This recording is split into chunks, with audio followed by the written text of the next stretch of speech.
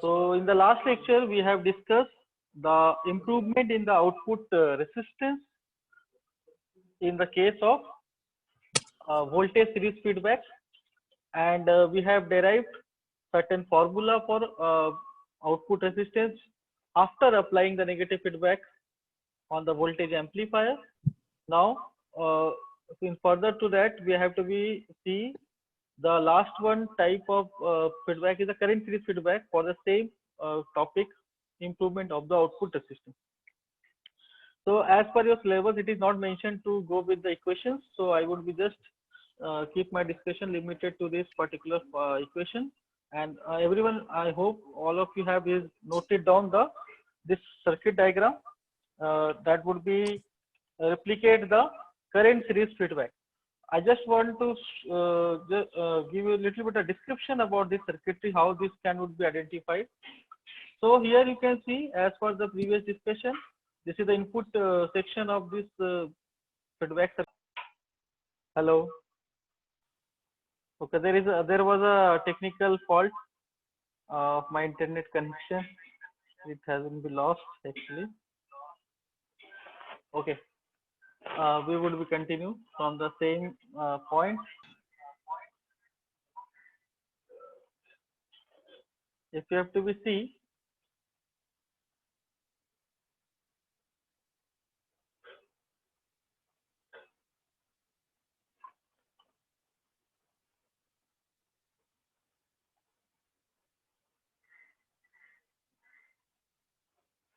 okay, again, host is changed.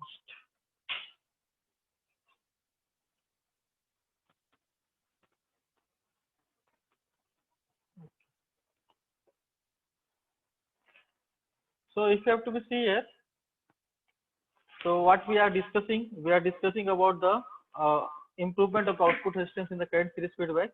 So in this particular circuitry, this was the section where that would be encircle is a representation of the transistor, and here we are using a transconductance amplifier. That's why the factor is the GM is mentioned here. And this is the input section. This is the input section, and this was the output section.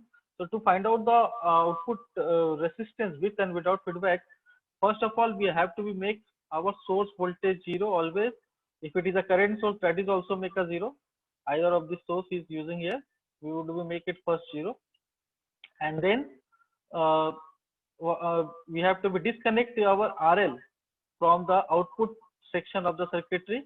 And instead of when you disconnect the RL from the output part of the circuitry, the potential difference between the voltage across these two terminals would be considered as arbitrary voltage, that is a V. As similar we have taken as in the case of the voltage series. And we know that output resistance would be depend upon the type of sampling, not the type of mixing. So here the output section would be as similar as the voltage series feedback. Only the difference is that the amplification factor will be used here as a transconductance. Okay. Now, while doing so, we have to apply the KVL here on this particular loop.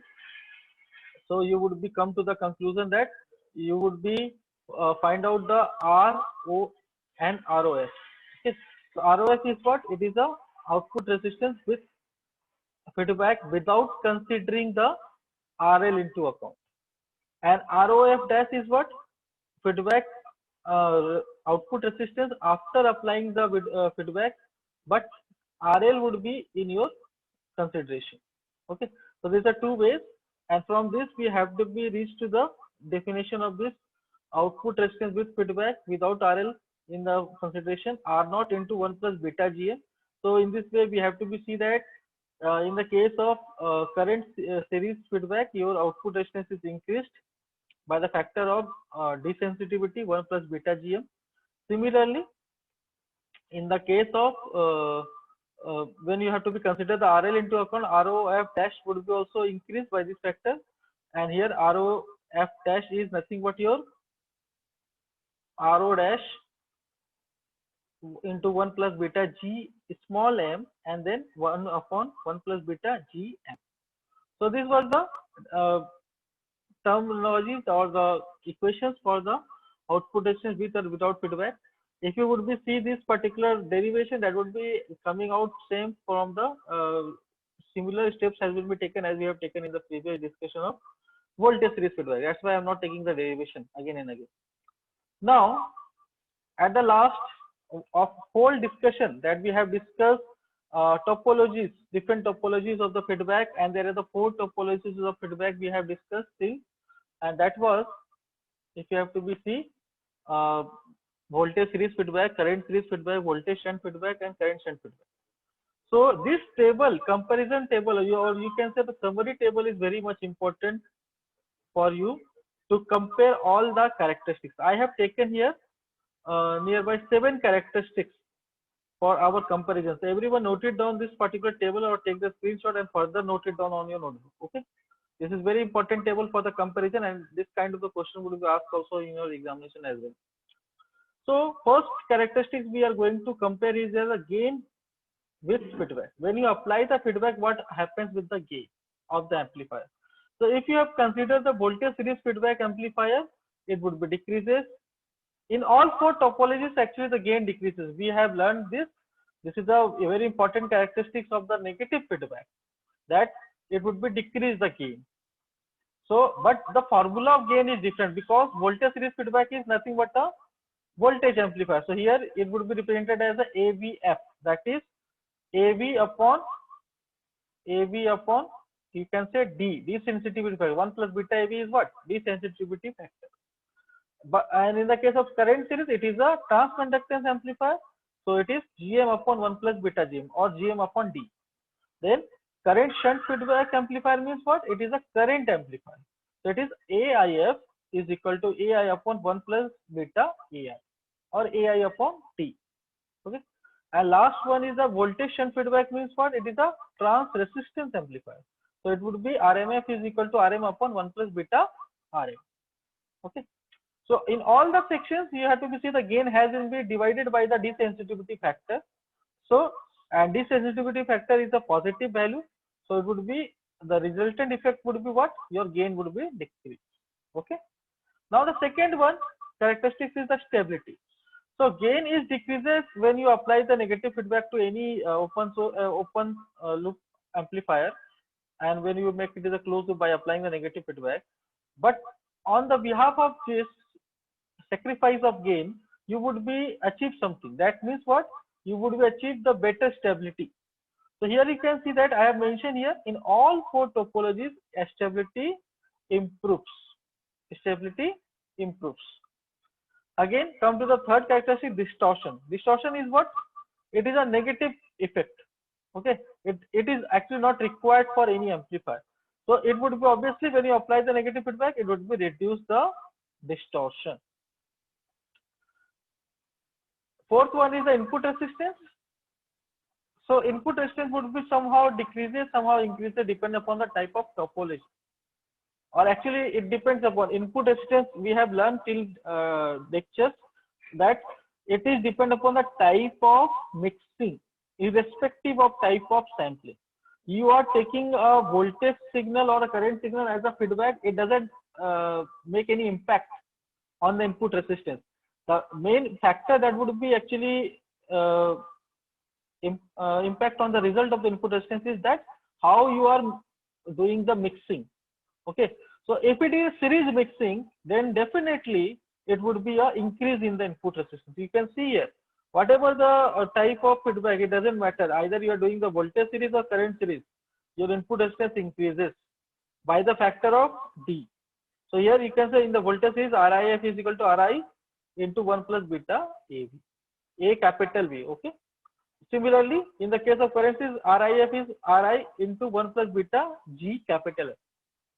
So in this 2 feedback in topology, your input resistance is increased because the type of mixing is series. But when you have to do the type of mixing is shunt, your input resistance would be decreased. Obviously, we know that shunt means what? It is a parallel connection. And whenever 2 resistors are connected in the parallel mode, then effective resistance would be what? Decreases. So this is a simple terminology that we use day by day, like from the basic electrical engineering or basic electronic engineering. That is the same topology or same principles we have used here. So in the case of voltage series and voltage current shunt, your input resistance decreases because the type of mixing is shunt.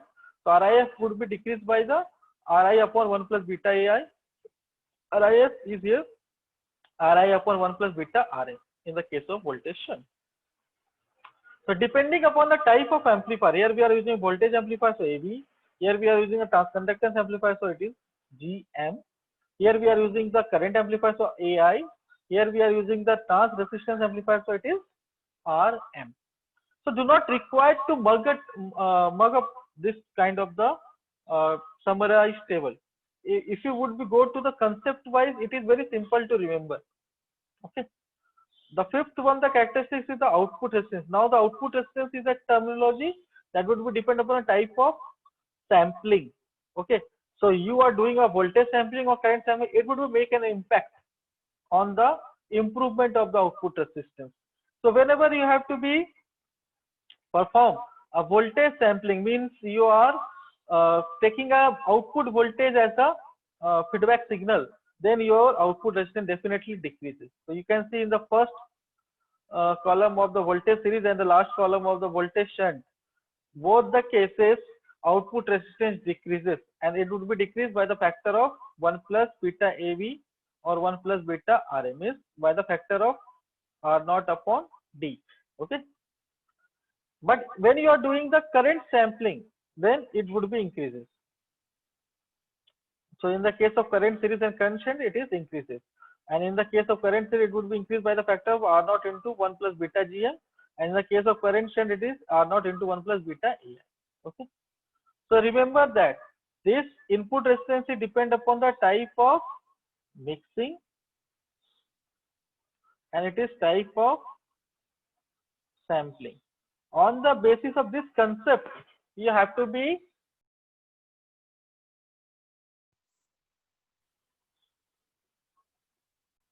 okay. And the sixth characteristics is what? It is a bandwidth. Okay. So in this case, you have to be see bandwidth would be always increases, because gain is bandwidth is related to the gain. And in all four the topologies, we have seen that the gain is decreases after applying the negative feedback. So the opposite effect in the bandwidth. So in all four cases, bandwidth would be increases. We know that one of the terminology that is called the GBW, gain bandwidth product of any amplifier, and GBW is constant parameter for any amplifier. If gain would be increases, bandwidth decreases. If gain would be decreases, bandwidth increases. So here in all four cases, gain has decreased. That's why the bandwidth has be also increased. Okay. Now come to the last characteristic that I have taken into account, that is noise.